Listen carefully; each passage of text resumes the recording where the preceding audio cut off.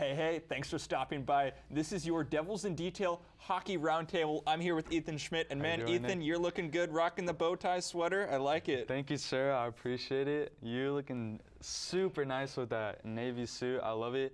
Well, I'm excited to jump into this with you. What do we got going on today, Nick? You were talking about super nice, and speaking of super nice, what was super nice was the ASU hockey team this past weekend. They had a heck of a series. Yes, sir. They played Southern New Hampshire, and they outscored them 15-1. What was your biggest takeaway from the series? Yeah, Nick, crazy weekend. The Sun Devils obviously found some offense. It was a pretty exciting first game they had, 11-0 win. That's crazy.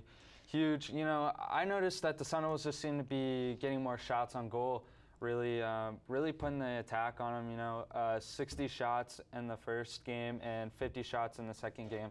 So obviously the Sun Devils are finally finding some offense. I noticed that 9 different Sun Devils scored a goal or more. That's huge, and 8 of them were sophomores or freshmen. So this team's young, and they're starting to develop well at the right time. So, and you did mention something good. Arizona State's shots taken this weekend were incredible.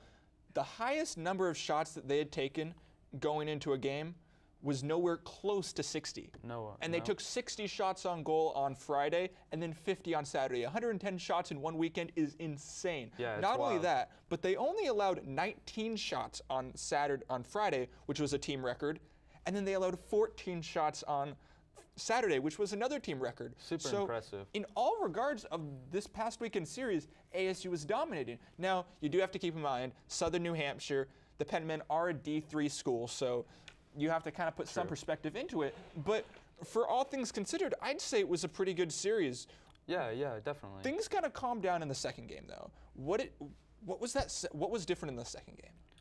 Well, you know, I think obviously in the second game, Southern New Hampshire kind of just, they were like, we got to play hockey. We got to do something, and they just seemed to bring some more physicality. Took on the Sun Devils in a better mentality. You know, they didn't want to get crushed like they did the night before.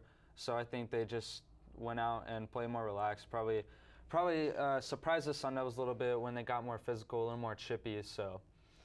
And you do mention that they got more physical, and that's one thing that I think did play a role in this weekend series, because at the end of the first game on Friday, Robbie Balargian took a big check into the boards near the Southern New Hampshire goal.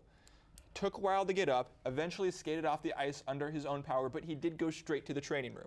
I think that was a result of Southern New Hampshire's aggressive play. The Penmen were playing incredibly aggressively.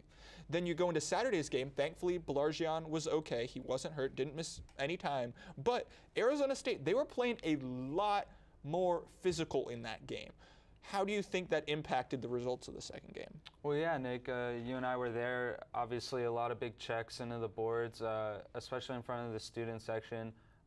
Lots of hits that shook the boards, and surprised more people can get hurt in the second game with how physical it was. But, yeah, I'm sure they just took out Balargian, kind of precautionary, you know.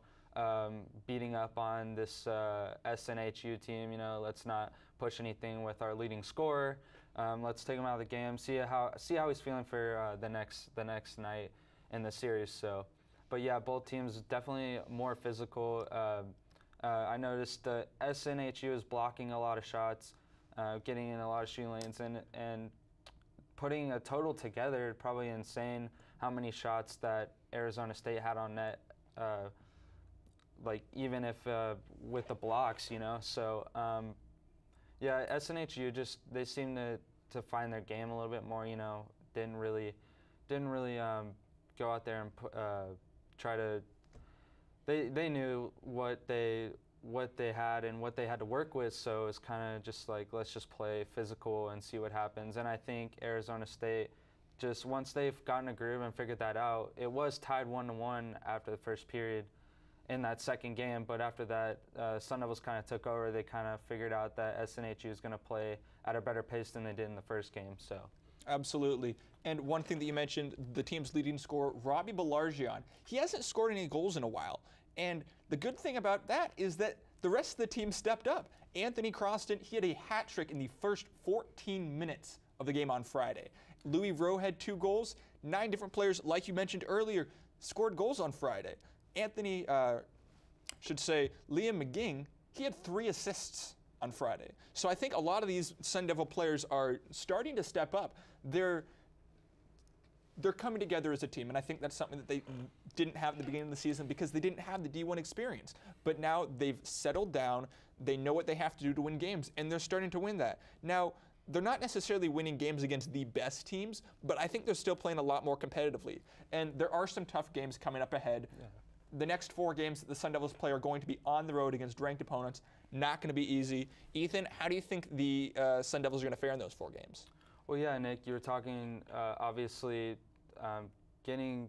it's important for ASU to get these big wins against teams that aren't so high caliber as all the ranked opponents they had this season. But yeah, moving on, the Sun Devils have number 17 Quinnipiac this upcoming weekend away at Hamden, Connecticut. Some more traveling for the Sun Devils. They've done a lot of that this season. One of the most traveled NCAA teams this season. So they'll see how they fare this weekend against another ranked opponent.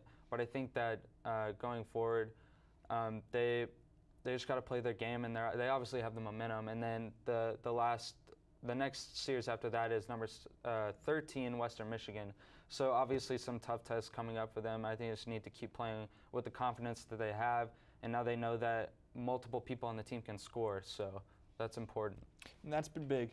So the last thing that we're going to talk about here, Robert Levin. Robert Levin had a fantastic series. The last 3 games that he's played in have been absolutely phenomenal, starting back with the Ohio State series. Now, if you're Greg Powers, who are you starting in goal against Quinnipiac? Well, I think the Sun Devils obviously have to go with Robert Levin, senior goaltender. You know, obviously Rylan Pashevitz is only a sophomore, and Joey DeCord's only a freshman. So I think Coach Greg Powers is going to give Levin his starts to finish out the season as a senior. Let him go out and just let him compete, because that's what he's been doing. And it seems like he's got the hot hand, and the Sun Devils want to stick with that. So, all right, that man knows what he's talking about. Arizona State's played 17 games against ranked opponents. They have the next 4 games against ranked opponents, and then they'll finish off the season 2 games against unranked Simon Fraser. All right, that's going to wrap it up here. He's Ethan Schmidt. I'm Nick Batters, and if you want to check out our hockey content, head over to devilsindetail.com. Thanks for joining us. Thank you.